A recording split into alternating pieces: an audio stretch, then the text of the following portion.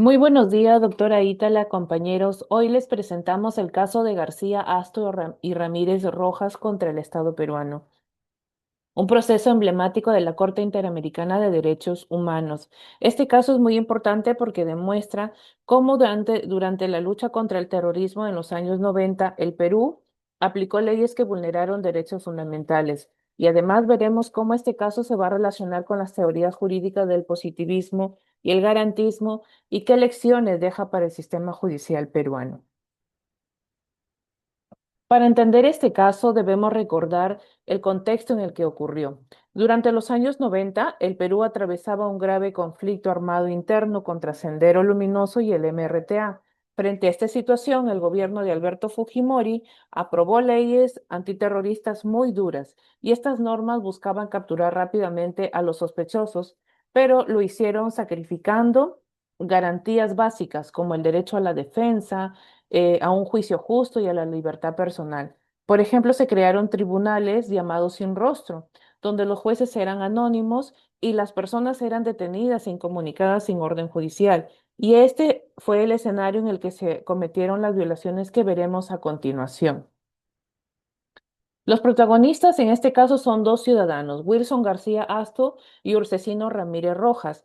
Ambos fueron detenidos en el año 92 y acusados de terrorismo, pero sin una orden judicial ni pruebas claras, y además fueron incomunicados durante días y no tuvieron un abogado.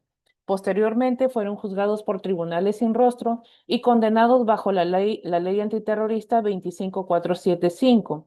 Años después, la misma Corte Suprema del Perú reconoció que sus procesos fueron irregulares y anuló las condenas, pero ya este daño estaba hecho.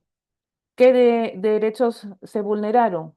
La Corte Interamericana de Derechos Humanos analizó el caso y concluye que el Estado peruano violó varios derechos protegidos por la Convención Americana. Primero, el derecho a la libertad personal porque fueron detenidos sin orden judicial, el derecho a las garantías judiciales, porque fueron juzgados por tribunales sin rostro, y tercero, el derecho a la protección judicial, porque no pudieron reclamar efectivamente ante la justicia nacional.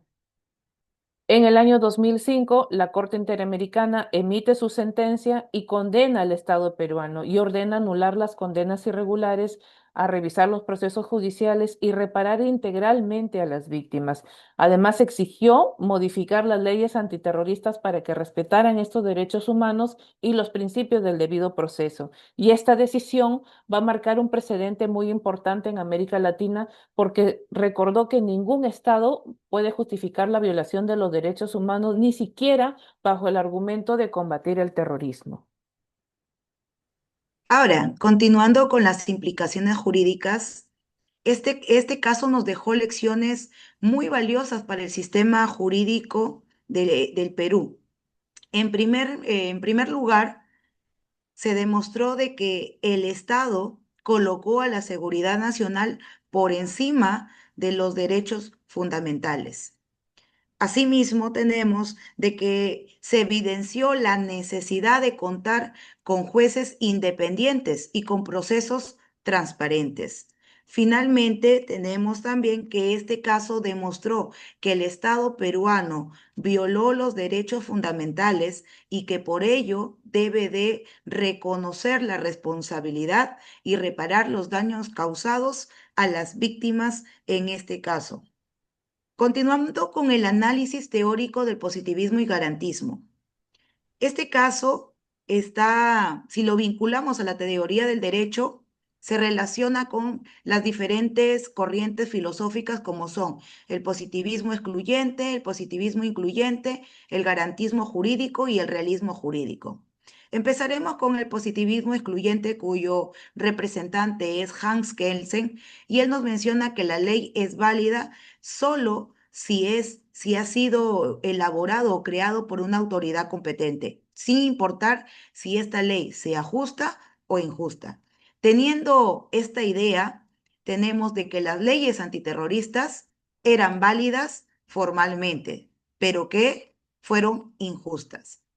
Mientras que el positivismo incluyente, creado por el teórico Hart, menciona que él admite los principios morales en el derecho. y que por lo tanto los jueces debieron aplicar valores morales en su interpretación de las leyes. Por otro lado, tenemos al garantismo jurídico de Ferrajoli. Él argumenta que el derecho debe proteger los derechos fundamentales de las personas. Ante ello, se va a condenar la aplicación de leyes que violen la dignidad humana. Y finalmente, el teórico Rawls, con su realismo jurídico, expresa o analiza cómo se deben aplicar realmente las leyes. Aplicándolo en nuestro caso, tenemos que el sistema judicial actuó bajo miedo y una presión política. La reflexión filosófica jurídica. Como podemos observar, el caso demuestra los límites del positivismo. Asimismo, se evidencia la necesidad de un derecho más humano y garantista. Por consiguiente, tenemos que las leyes no deben ser obedecidas ciegamente, sino que también se deben de tener en cuenta el respeto por la justicia y la dignidad humana. Finalmente, el Estado constitucional de derecho exige que toda ley sea materialmente justa. Y en sus conclusiones tenemos que el Estado peruano evidentemente violó los derechos fundamentales y el principio de legitimidad, donde las leyes antiterroristas fueron incompatibles con los estándares internacionales. El caso también evidenció fallas estructurales en nuestro sistema judicial. Por ello, tenemos de que se necesita una visión garantista donde el derecho proteja a los ciudadanos y no al poder. Y finalmente, el derecho debe ser justo, no solo válido. Las recomendaciones para nuestro caso, la primera de ellas es que se debe de reformar el sistema judicial y penal. ¿Para qué? Para poder garantizar un debido y un proceso transparente. Segunda recomendación, brindar la reparación integral a las víctimas. Por otro lado, también tenemos que se debe de armonizar la legislación antiterrorista con los derechos humanos, formar jueces y fiscales, sobre todo con ética y derechos humanos. Y finalmente, fortalecer el rol del Tribunal Constitucional como garante de los derechos humanos. Eso es todo en nuestra exposición. Muchas gracias.